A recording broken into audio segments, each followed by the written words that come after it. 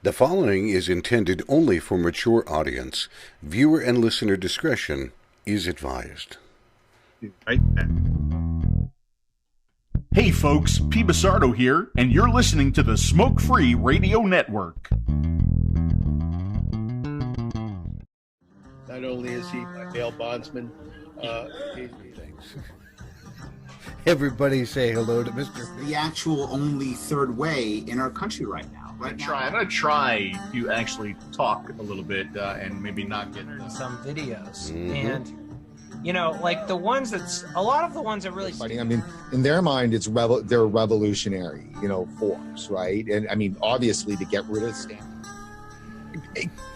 It's crazy to me, and I feel like Big Tobacco's sitting there laughing. They're like, "This is right." I don't claim to know a lot of stuff when it comes to advocacy. I don't. They're calling this an epidemic. We're in the middle of the third wave of... Such as VSFA, such as Fig Ramsey. Oh, wow. It's like that. With any issue, right? Everybody has their preconceived bias, and anything you throw at them might move them a little bit, but they're going to be anchored.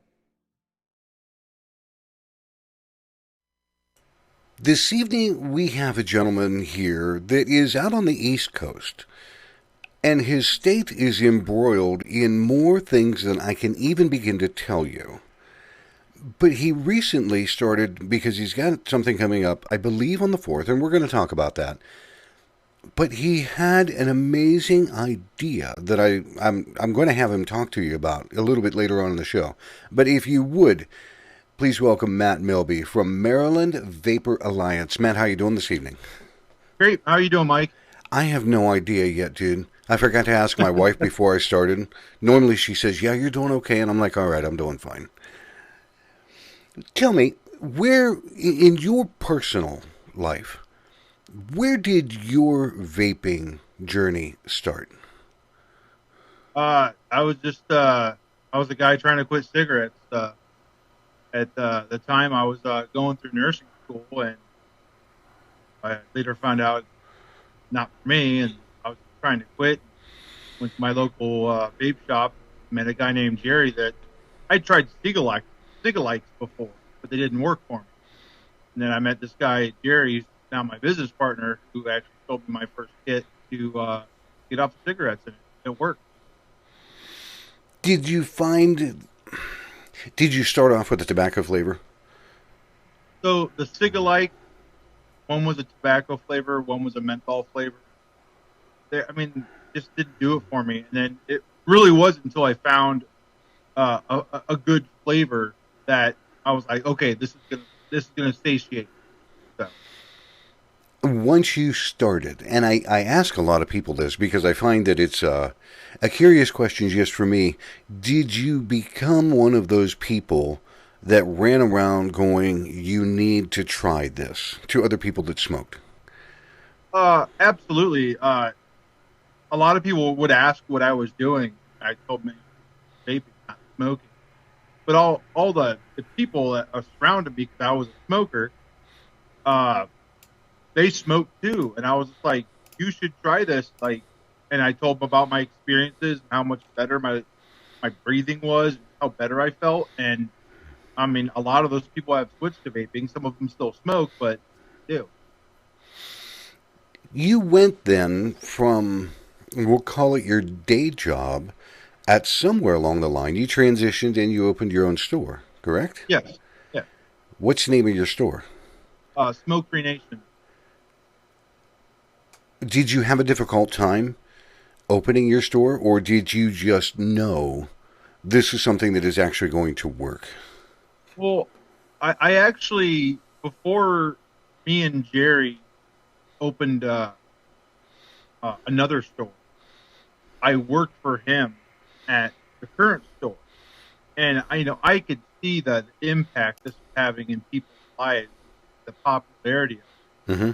And I saw that it was helping people, and we both were like, this is something. And we ran a very, very small store, and we were having an impact. And then we became partners. We opened a much bigger store, so it was pretty evident. How long after you opened your store did people start filtering in? It was pretty immediate because since we opened a bigger store, we kind of, our customer base from the old store came up to the new store mostly. But we kept seeing new faces, all the time. Did it get to a point where people just started mobbing into your store? And this is going back to what year? Oh, God. I mean, we've been in business 6 years, I want to say. So, I was to 2014, thereabout? Yeah, 14, 15, somewhere around. And I'm asking you a bunch of leading questions because, trust me, I want people to hear what's really going on. So back in 2014, and then it really started to take off in 2015. And then deeming regulations hit. Yeah. Now, if you can remember to that point, how much of an impact did you see from the deeming regulations? With the deeming regulations, I really didn't know what to make of it. I mean, I kind of understood that if this stuff is not FDA approved, at some point it's going to come off the shelf. And then it didn't really have that much of an impact on business, but it was always floating in your back of the mind, like, hey, what's going to happen? What's next? I mean, we just spent this money getting this business going, and now it's like there's this fear like looming back in the back of your head saying, well, I mean, they could shut us down. And then what? How did people respond when the public actually started to understand what the deeming regulations were thinking of doing or what they might actually accomplish?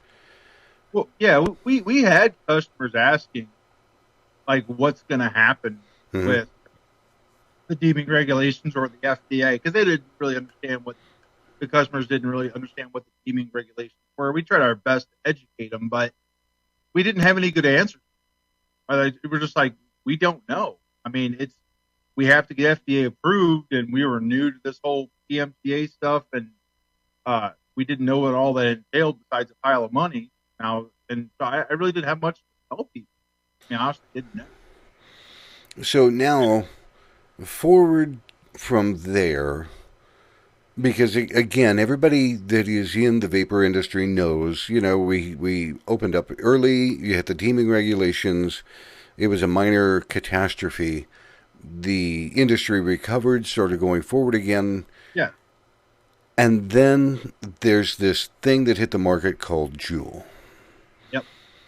How did that impact not only you, but your clients, customers, things like that? Well, I mean, we first recognized when we started getting calls for Juul, we would have mobs of teenagers come in. I mean, and some of these kids would be of age, and some of them weren't. And we just made a conscious business decision that we're not going to sell Juul. And there'd be like a mob of kids that come in, and then they would leave just as quickly as they came into our store. And, some of our customers started using a Juul, which is fine. You got to use what satiates you, keeps you off of cigarettes. But I did not expect that this company would grow as fast as it did, but it did. Now, after Juul hit, and we know that Juul in and of itself, I don't have a problem with the product. And I don't think that a lot of people do to a point, because it is just another tool in the toolbox. Vaping was around before Juul. Vaping will still be around after Juul, even if they tank, whatever the hell happens. Yeah. But it became the problematic item that has caused an awful lot of pain in the industry. And then all of the knockoffs started to filter in. And then, right along that same amount of time frame, is all the major cigarette manufacturers wanted to have their own copycat. Some of them been out before. You saw people out with the blue and At that point, the public was absolutely not understanding of what was going on or what vaping was, or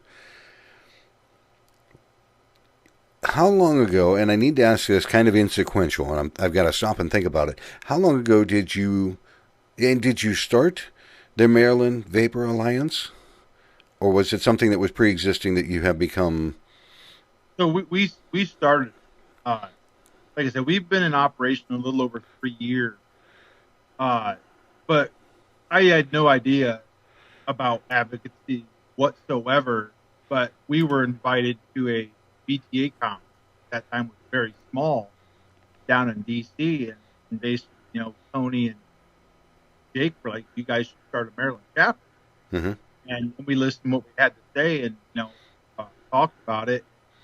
We decided that was a good thing, and so I drove down to Baltimore, down to the Department of Assessment and Taxation, and got a lawyer to give us some articles of corporation. Went down there, paid the money, and became. And I knew nothing about it. I didn't know how it worked. There was Amy from Indiana at that time was head of the ISFA. She helped me a lot, friend, and she helped me to do this. And we got incorporated, became a 501c6. And I didn't know all the different things that went out with it, and we had to submit a 1024 to get nonprofit approved, which took ever. And I'm still finding out stuff that I have to do that I didn't realize that, every year I have to do this. I have to file this with the state. I have to file this with the IRS. I have to update them, changes, and all kinds of stuff. I just thought, I never thought I'd do this kind of stuff. So you started that, I think you said about 3 years ago, correct? Yeah, it was me and a few other shop owners. Yeah. How many other shops in Maryland are part of your organization? Right now, we have, I want to say, 31, 32 shops. Do you have a rough estimation of how many shops are actually in Maryland? So according to the comptroller, they have an exact count, 7. I think it's higher from the calculations that we've. So you're hitting almost 45% of the stores. At the point after you got there and you were working on, and Juul became the explosive item, and you ended up finding that when you went to any legislative person and you said vaping, the only thing they could think of was a Juul. Yeah. Yep. Exactly. Pretty much how it went. They have no clue what vaping is or the devices or nothing. Like fresh slate all the way. But they knew Juul.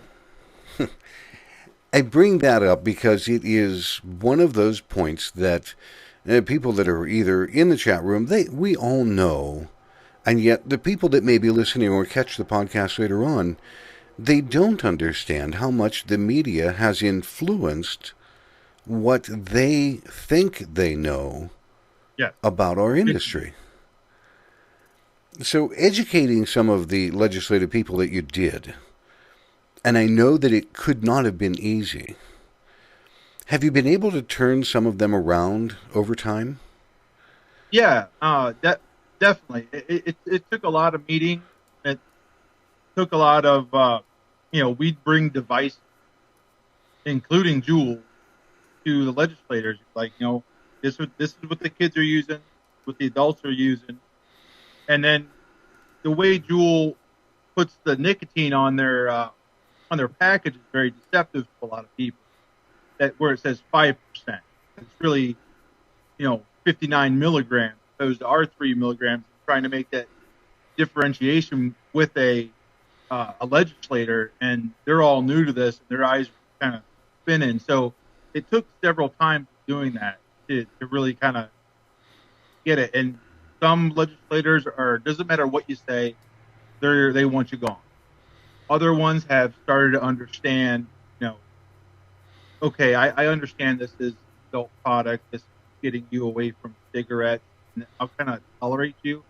and other legislators are like, yeah, that's great, good, and they're on our side.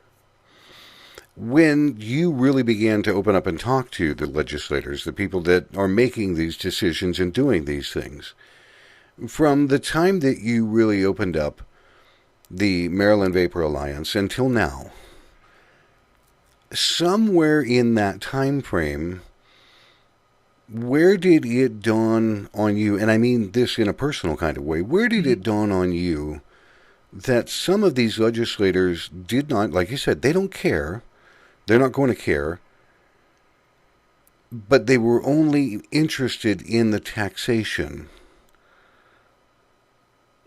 That's always been in the back of my mind, that they are only interested in taxation.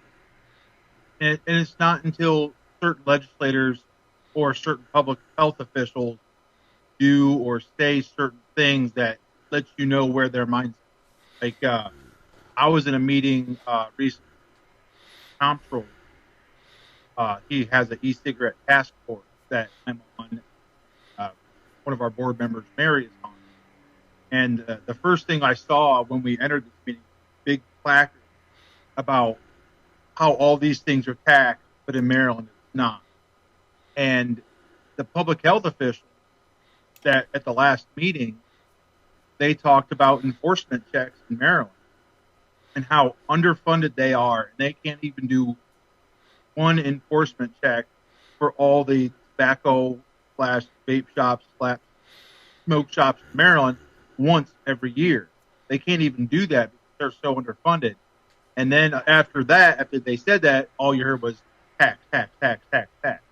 So, I mean, it really showcased where their mindset's at, that they want to tax us so they can do their job better, which halfway I don't blame them. I mean, they have to be funded somehow. And we do have to pay our fair share. So, but it's got to be common sense. Yeah, but not at the tune of what they're trying to do now. Yeah. And we're going to get into that. So you've got, and again, this is the part that I always talk about because Dimitri Agrafiotis, everybody has been talking. Nick Orlando, big one. You have to have a relationship with the people that you're going to talk to. You can't just walk in and say, here's my side of the story, change your idea, change your mind. Yeah. Because I'm going to guess in some cases you might have initially gone in to do that and hit a brick wall. Oh, yeah. Yeah. So once you built these relationships and you turn a little bit of these people around, do you find any of them backtracking due to political pressure? It's really on a case-by-case scenario. It really is. Like I do this thing every summer in Maryland. It's called Maryland Association of Counties, and it's down in Ocean City. And you go to all these politicians' events and you talk to politicians. And it's never something I wanted to do, but I do it because I saw the importance of it, of getting in front of them, getting a little bit of face time so you can build those relationships. And things change so quickly, especially during session, that it's really hard to gauge who's doing what for what. And then that's when you really rely on your lobbyists. I mean, we got a darn good lobbyist, two people that work with us mostly, but they constantly go around and gauge the attitudes and the political atmosphere of what everybody's doing. So, I really heavily rely on their advice to structure what we have to do, where we have to go next. If it was left up to me to gauge everything, we'd be dead in the water. So, I mean, did it take a little while to get other people that are part of the association? Did it take a little bit of time to get them to warm up to the idea of that a lobbyist was needed, and the second part, that they're not cheap? Yeah. So we got to us. This was crazy, but as soon as we formed the trade organization, we were starting session like 3 years ago, and we had a licensure bill that would have destroyed the industry in Maryland. And basically, Jake and Tony and the VTA said, "You guys need lobbyists. I mean, there's nothing to it." And they actually vetted a lobbyist for us. They did a wonderful job doing that.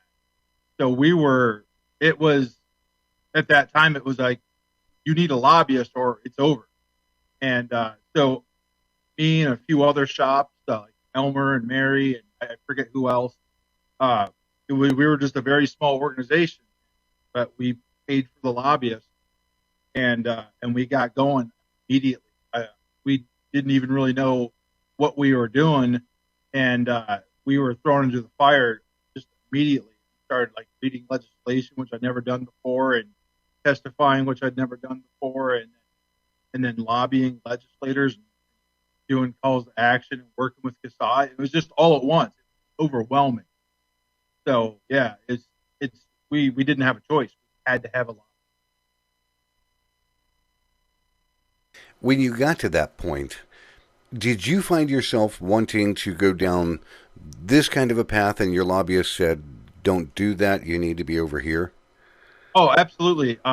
What I thought, because I mean, our lobbyist knows what's going to be effective, and what's not, because they know the legislators. They already have relationships with them. One of our lobbyists, he was a Maryland state senator for 7 years, and so he has all those relationships already built. He's got a nice sized Rolodex, and we would throw ideas at them, and they'd be like, "Oh, we don't know." And then like, "Why?" And they would tell you exactly why. And okay. So yeah, that was definitely a thing that we thought were good ideas that no. How many, I want to say either bills or pieces of legislation, can you count that you have been able to defeat prior to now? So I don't always use the word defeat. A win for us can be a win in many different ways. So like with the licensure bill, we didn't defeat that bill. It passed, but we were able to change it so drastically that even though it passed, it had minimal effect on the businesses in Maryland. So that was a win for us. There was a couple Clean Indoor Act. There was a T21 came up, I think, that we actually defeated, and the Clean Indoor Act we actually defeated. But we've had a pretty good win ratio in the past 3 years, to where if we didn't defeat the bill, we were able to water it down or change it that way that it would have a minimal effect on business. And that's one of the biggest things, and I would agree. And it's Nick Orlando's favorite tagline is "Win the day." Yeah, you know. Yeah, and it's true. If you can find yourself in a position to where you are able to bend things, at least in a better direction, it's a win. Yeah. Now we're going to move into something that is happening now in your state. And before I say that at all, if anybody is in the chat or listening, if you want to call in, the phone lines are open tonight. It's 215-383-5752. When you hear the British lady come on, press number 1, and that'll put you in the queue that I'm able to pull up on the other laptop, and we can get you into the show. So tell me a little bit about what is happening currently that you're really, I mean, my understanding of what is getting ready to possibly happen in Maryland is horrendously devastating. Yeah, we spent all day in Annapolis yesterday. So right now we have a flavor ban bill that's cross-filed, which means it's just in the same bills in the House and the Senate. And we have a tax bill. We have a couple different tax bills. One's a wholesale tax, floor tax, and some other stuff that legislators don't even know that was. And then there's a standalone tax bill. That one was 86%. Another standalone tax bill that's a 30% wholesale tax. We have another bill that's just a complete prohibition on vapor products. But the bill yesterday, there was 12 bills heard yesterday, and we were the last. So we just spent all day on that.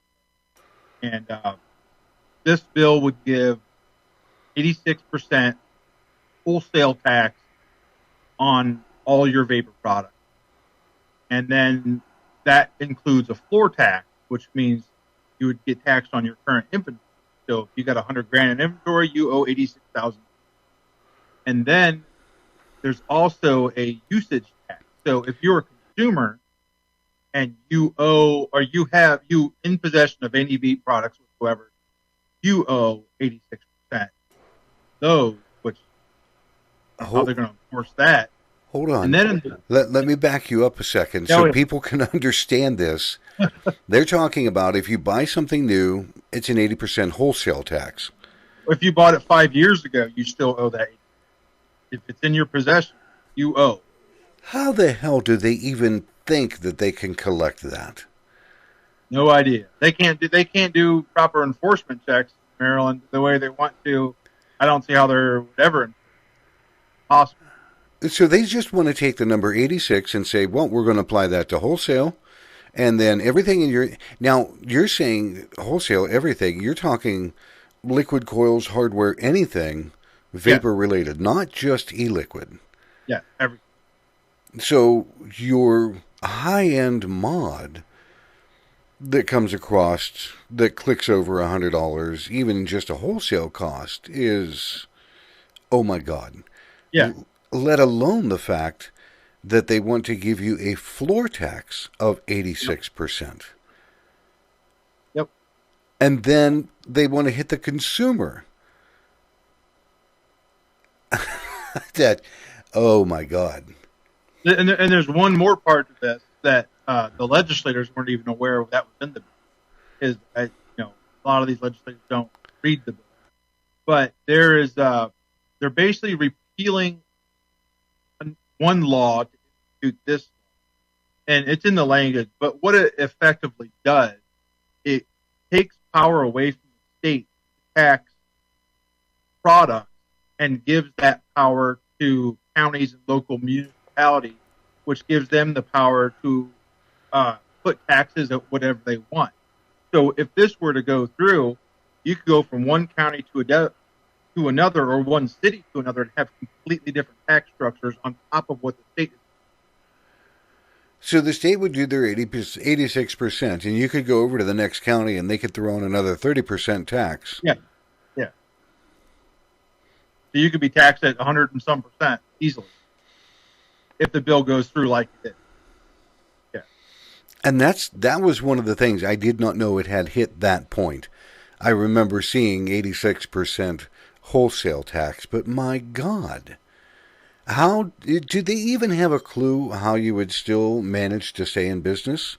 Or that's the thing, you won't. And this applies not only to vapor products, it applies to cigarettes, cigars, everything. I mean, there was a lady there last night. She owns a cigar shop in Cocky, and it's been in her family for 23 years. She talks about how the previous taxes has hit her. People go right over to Pennsylvania to buy cigars, and internet sales that hit her. She said she paid $22,000 for last quarter in taxes, and that way, and if this bill passed, she said it would be $127,000. She was up. I mean, I felt bad for her. She was up on the stand crying because she's like, I put everything into my. And if this tax goes through, I will lose business. I will lose my home. And it's just, it's rough. I can't even start to fathom how they can manage to think that kind of taxation even comes anywhere close to being fair or equitable. There's no small business owner that can comply with that. I talked to other small business owners around the area, and they were like, there's no way we would go out of business. They were like, even with 30% wholesale tax, we'd go out of business. That just wipes away every margin. And some people seem to think that, well, the wholesaler's going to. No, they're just not going to do business in Maryland if they have to pay that. No, and that's go to your next state over, Pennsylvania. When Pennsylvania saw the 40% tax and the 40% wholesale, or the wholesale tax and the 40% floor tax, at that point you probably saw a rush of people coming from nearby Pennsylvania over to your place and picking up supplies and whatnot in your state. Yeah, and plus, once that tax hit in Pennsylvania, was like 80% or some of the shops closed in Pennsylvania. Yeah, that was only 40% wholesale. Yeah, and they're talking 86%. Yeah. Plus, you got your 6%. You get your 6% sales tax, so it's really 92% when you're done with the day. Oh my God! Yeah, and the problem, above and beyond anything of what people might be thinking or listening to or have in their mind right now, is if this actually goes through, all of the neighboring states up and down the East Coast around you are going to try to do something very similar. Yep, legislation catches fire. Yep, worked in Maryland. Why can't it work here? Yeah, like Connecticut, New Hampshire, everybody, Boston, whatever, Massachusetts, New York has been trying to screw everybody over. But when we come back, we're going to take just a quick break, but when we come back, if we can reconnect. There's OBS reconnecting. Here's what we need to do. If we can, we're going to go right back kind of to our break. Demand Vape, if you need hardware, liquid, anything from demandvape.com, check them out. Also check out ADV Liquid. Some absolutely astounding things with John Nathan in that. And then, if you need to, kind of a specialty side, check out the Plume Room at theplumeroom.com. Good morning, Vape family. My name is Austin Hopper, and I am so excited to announce that the movie A Billion Lives is going to be on a new streaming service. And Erin Mills is from the New York Moms for Kiddos. She actually is so excited that she posted it on her Twitter today, clearly because she has changed her stance on flavored vapor products, and thanks to the education of the movie A Billion Lives, no longer wants to send 1 billion people to an early grave. Thank you, Erin Mills, and we appreciate you changing your position and understanding how helpful vapor products can be for adults. Thank you.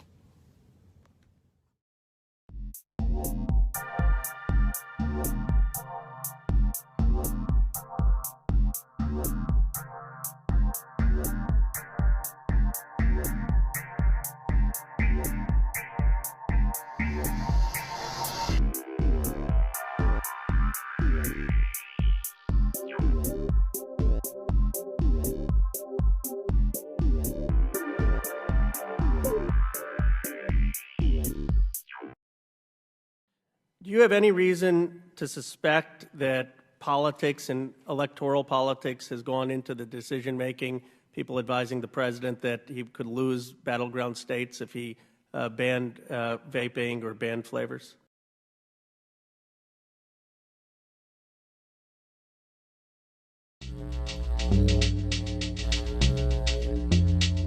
Hey folks, P. Basardo here, and you're listening to Vaping and the Mic with Mike Peterson.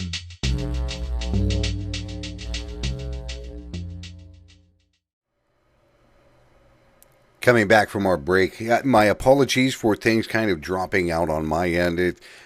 I have a love-hate relationship right now with all of my internet connection and the things that go with it. So hopefully some people are able to rejoin us. Now, we just got done talking about the 86% holy shit tax that is being... It's a shotgun that they're holding to you. They have to, and aggravation. Do you believe that they personally know that this tax is going to kill a lot of stores and a lot of business? I don't see how you would. I mean, it don't take a whole lot of common sense to know that high of a tax will kill any. And yet, they have to. And yet, they're going to, assuming for only just a moment, they want to just think that they're going to be able to get away with doing that. Did they? I think so. Did they give any justification for the high tax and why they say it should be that much? No, we testified. We're actually pushing for a point of sale tax instead of a wholesale tax. But when we got up and testified last night, they listened to what we had to say. There was little to no questions from the legislators, and they didn't explain the bill or give us any explanation why 6%. So we're just left to wonder. So they're not even coming by and saying, "Oh my God, our roads have so many potholes, we need to fill them," or "Oh my God, our police force is in desperate need of whatever." They're just saying, "Here, bite me. We're going to vote on it." Yeah, I mean, so an 86% wholesale tax would bring in a lot of revenue to the state, no doubt. Theoretically. But you have to have businesses that can stay in business to pay it, which that's not going to happen. Do you have a kind of a rough number or anywhere, and you don't have to say what it is, but are you able to basically turn around and say, here's the amount of tax that we're paying per month, here's what we're generating in revenue, in employments? Do you have some of the raw numbers? Yeah, I mean, my memory's horrible, so I can't remember that stuff off the top of my head. No. But we have gotten with our lobbyists. We have those numbers that, if we need to use those to explain what we're already paying, the numbers of vape shops, business owners, employees that would lose their job. And we have that at our disposal. And those are some numbers that I know that are going to be extremely important.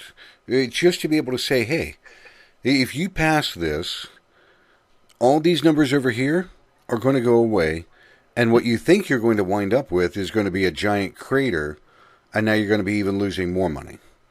Yeah, and they're doing this with cigarettes too. They're doing it 86%. So cigarettes in our state currently pay $2 a pack and a 30% wholesale tax. There would raise cigarettes $2 more per pack, and then 56% increase up to 86%. So I mean that would raise the price of a cost of a pack of cigarettes to like what? I don't even know, $12 to $16 a pack. See, I just had a minor conversation with Bill Torling about this very same thing, that I was curious, and it's interesting to me to see what the cost of a pack of cigarettes would run, either in various states or in various countries, But to hear that, not only is it alarming because people that are addicted to smoking, they're going to continue paying whatever price they have to. And let's face it, folks, and Bill Tarling and I spoke about this very thing, people will forego other needed things in their home, up to and including food, to sustain their addiction. Yep. And there's part of me that has to understand the politicians know that on some level. Otherwise, they wouldn't do this. We're not even going to talk about the MSA. Because that's a whole nother argument that we could sit and just bitch about for a few hours. Yes, we could. Now, on Monday, when I had a chance to speak with you, you had an awesome idea to get signatures of people. Because, again, I'll let you tell, you have a problem with people calling it, not you personally. Yeah. Legislators have a problem with people that are phoning in and emailing, correct? Yeah, they know when phone calls and emails spam, and they disregard it. I know it works in some other states possibly, but we talked to a few legislators that were basically like saying that's not going to fly. We want to hear from actual Maryland constituents and Marylanders. And I mean, I'd love to take credit for this idea, but it's not mine. It was a collaboration between the people in the Maryland Vapor Alliance and our lobbyists. and we said, how can we get actual constituents in Maryland to let their legislators know that this is not okay. So we're doing a postcard drive, and it's at about 20 different shops in Maryland. It may be more because we printed up 3,000 cards, and then another vape shop printed up 2,000 cards, and then there's a PDF file floating around that you can download and print. And basically, a customer comes in, we explain to them that they're trying to ban flavors, and tell your legislator what you think about that. And so they write their name and address on the postcard, and then a sentence or two about how flavored vapor has helped you quit smoking, kept you off of cigarettes, if it has affected health positively, or anything you really want to write and say to your legislator. Some people just write a few words. Some people have filled up the card. I delivered the first round of cards to our lobbyist the other day, and he was looking for them. He's like, "This is great." So, I mean, it's. Do you have one of those cards? One of those? Yeah. Let me get it. Let me get it for a second. Go get it. Okay. And the reason that I'm asking him about this, while he's going and getting one, I was so enthused with the idea, for the simple fact that it turns around and it instantly gets people connected. It gets them to an understanding, because when you explained why you have these postcards printed out, these people become activists. Yeah. And they will put, like you said, they'll put their comments on the back of it, and they will sign it. And that becomes irrevocable proof for your state legislators when you bring a pile of these things in and say, all these people oppose what you're doing, and guess what? All of these people may not vote for you ever again in your entire lifetime. Yep.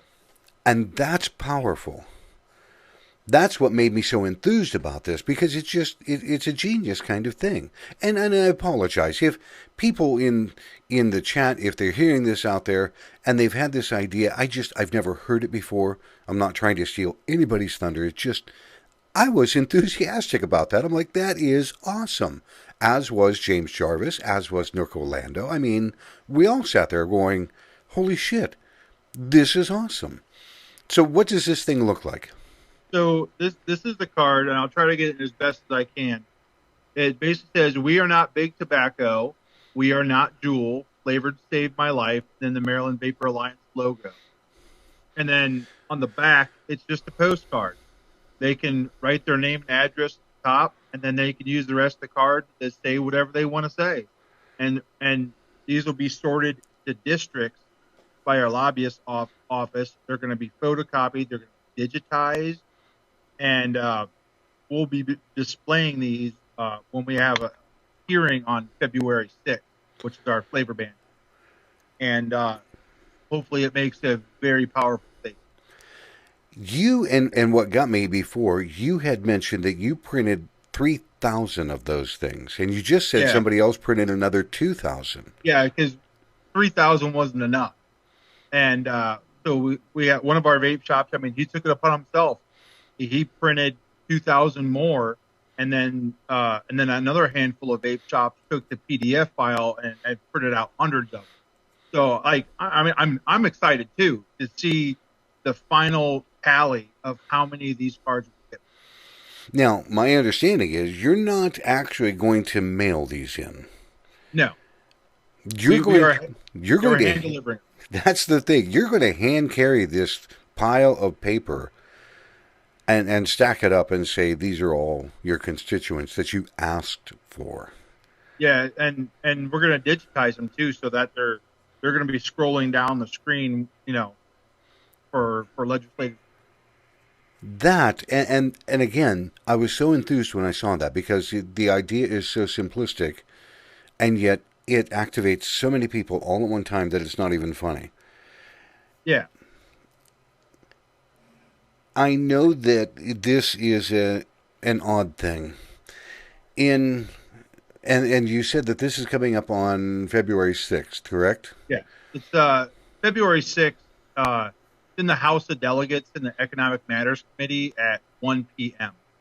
And we're encouraging everybody to come, bring anybody in your life that has been affected by vapor, that has quit cigarettes, anybody. And we encourage them to submit written testimony, oral testimony. It's a pack the house. Now, for people that are listening, if you're in Maryland or you're close to Maryland or you have folks that you know in Maryland, when is the last day that you can kind of accept the postcards to make sure that you have them in hand when you go on the 6th? What is that date? So our lobbyists need time to process the cards. So we are asking that everybody have them done and completed by February 2nd, which I believe is Monday, or Sunday or Monday. So we have time to go around, collect all these cards, and get them to where they're going.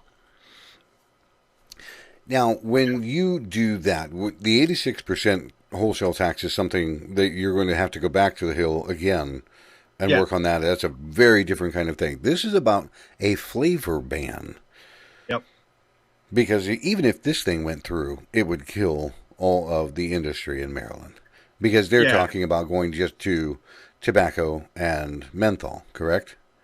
Yeah, the bad thing about the tax bill is that, we're used to dealing in the Economic Matters and the Finance Committee, and the tax is going through Ways and Means, and then I forget the other committee. So it's two committees we're not normally used to dealing with, that we haven't built the relationships that we've had in the other. When you go back for the tax, you're going to alert people yet again for that, I'm going to assume. Oh, absolutely. If you go on Facebook, just type up Maryland Vapor Alliance, our page will come up. I try to put out timely information as I know it. I do a lot of live videos because people want to hear it, directly from the horse's mouth, so to speak. Mm-hmm. I got a guy that's doing graphics. So anytime an important date comes up, he has a template where he can change the information, and I'll put up a graphic saying, hey, this day and time in Annapolis, this committee, be there, or submit written testimony or what have you. And you said something on Monday that really grabbed my attention as well. And I know this is starting to filter through a lot of the other groups, a lot of other people. If you are going to attend, take someone with you. Yes. Bring a friend. Bring a friend, bring a family member. Take someone with you. Take 2 or 3 people with you. Yep. And even if they don't vape, but they enjoy seeing how your life has been impacted because you do vape, grab them too. Yeah. It's just like with these cards. I had my wife fill out a card because vapor has affected her life. Not only, financially, but by I don't smoke anymore, and I don't stink anymore. I don't wheeze anymore, and that has affected her positively. So I wanted our legislators to hear from her, because it's not only us who vape, it's everyone around us that it affects. And that's a big thing, because Tristan Thompson ran into this issue when he went to go testify, and the anti-vax people had shown up, and they outnumbered the vaping people immensely. And those were people that were just there for the anti-vaxxers saying, we don't. Yep. But then there are always the hearings where the ants, the ANTZ people, will show up with their friends, their family, anybody that they could drag in. Yep. And there's like 300 of them over there. And then the people that are supporting the industry, there's like 24 or 25, if you're lucky. Yeah, there's power in numbers, absolutely. And it's not because the ants are going to say something that is massively more important. It's perception of the people that are looking at the crowd. Well, the people that are against vaping, they get this huge following. The people that are for vaping, there's not many of you over there. And it sets a tone in a legislator's mind And I know some of them, like you said, they're predisposed. They don't care. They don't care what you're going to say. They don't give a damn. But you're saying, and it's the truth, pick up anybody that you can to take with you. Now, when you go, and again, this is my unfair kind of question, for the flavor ban, and that in particular thing, it's an all or nothing kind of state, correct? Yeah, absolutely. Especially since that bill's cross-filed. We need massive participation on that day. So even if the people that are around the state of Maryland, you need to go. You need just to show up. Just even if it is just to pat somebody on the back and say, "Okay, I'm here. I'm supporting you." Yeah, I talked to like I said, I'm horrible with names, but the West Virginia State Association, they're going to be coming down and supporting us on that. I mean, I don't know the total number of people, but I'm appreciative of anybody that comes down to support us. Because and hopefully I can return the favor someday. This, even if we put the 86% tax that would kill everybody and everything on the side, this is the flavor ban that would stop everything in its tracks. Because if it goes through, it doesn't matter about 86%, because nobody and their mother is going to be able to survive in a shop selling just tobacco and menthol. And we all know that. Yeah, tobacco tax at 86%, yeah. Yeah, nice how that works out, isn't it? Uh-huh. I have one really more odd question. The people that were coming in and buying pre-filled pods, and let's set Juul aside, nobody likes Juul, but the people that were coming in and buying the other better pre-filled pods, are they truly aware of the February 6th deadline for that? That's a hard question for me to ask because we have never sold any pre-filled pods in our store. Ever. Good for you. And we know that attracts young kids, and we know.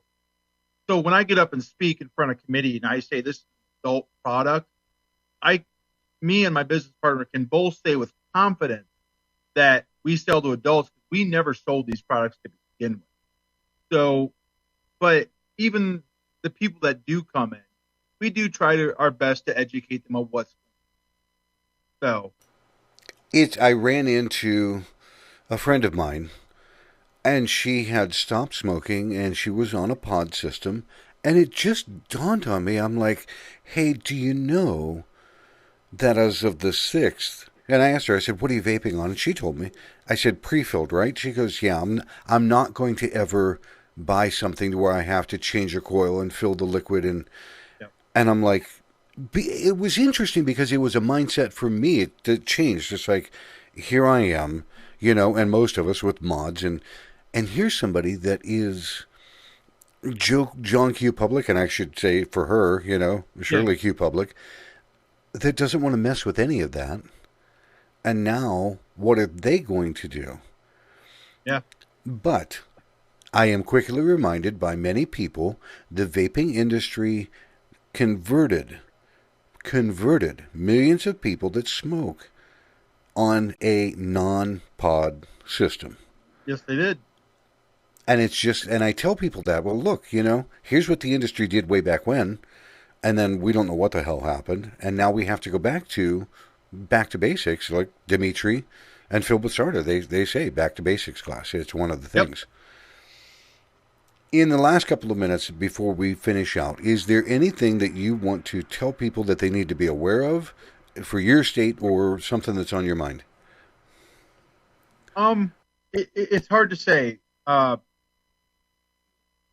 Wherever you are, I mean, we got stuff going on in Maryland, but there's a lot of stuff going on in other states that is just as bad or worse. But, use your resources that you have. Look up who your representatives are. Give them a call. Write them a handwritten letter. That works. That speaks volume.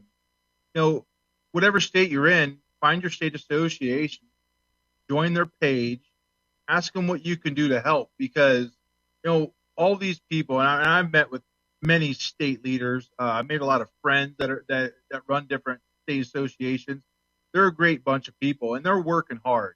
But there's only so much they can do without your participation and my participation. And that's the way we're going to move forward, is by showing up and bringing a friend. And like you said, that's a powerful thing down at the State House. If the ants have 25 people and you have 100 people, I mean, that says something, and we need to participate. And I know it's tough. You go down to Annapolis, parking, it just sucks. There's no way to put it. And then there's always construction going on, which right by the House delegates in the Senate. You got to find your way, and then you got to walk, and then you have to figure out what bill is on the docket. Like last time, it was last, and we had to wait there all day, nothing to do, just waiting for our bill to be heard, and it sucks. It does.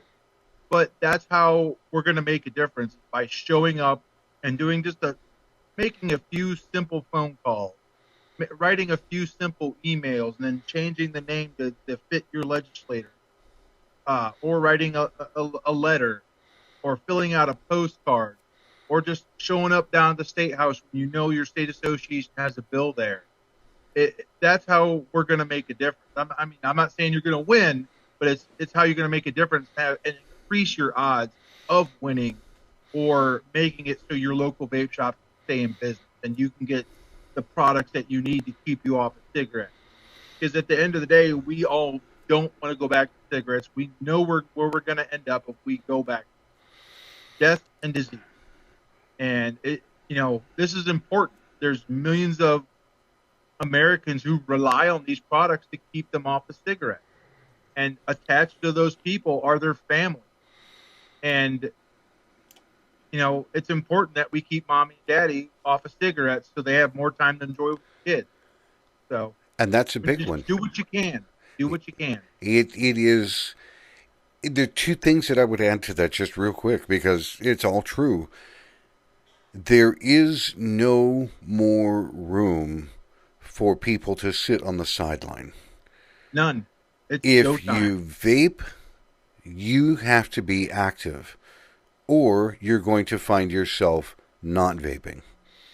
Yep. And when you talk to people, you bring up an excellent point. It's not just about the vapor. It's about all the people associated with that person that stopped smoking. Huge, huge things. Matthew, I really appreciate you taking time to join this evening. It's a scary proposition what you're facing out there. Once again, tell me, where can people go to check out information about things that are coming up for you? The best place to go is to we have a website, but the best place to go is just to look up the Maryland Vapor Alliance on Facebook. That's where you're going to get the most updates. Perfect. Again, I appreciate you taking time this evening, because I know you closed up your shop, right at 9 o'clock to be able to hit the show. But again, folks, if you are in the Maryland area, if you are around the Maryland area, please take the time, give them a call, check out how you can help. They're going to need it, because, again, if this goes through in Maryland, we all know it's going to go through a lot of other places and a lot of other states. Yep. It turns into a wildfire real quick. All right, folks, until next time, I hope everybody has a great week and a great weekend, and we'll catch you up next time on Vaping and the Mic.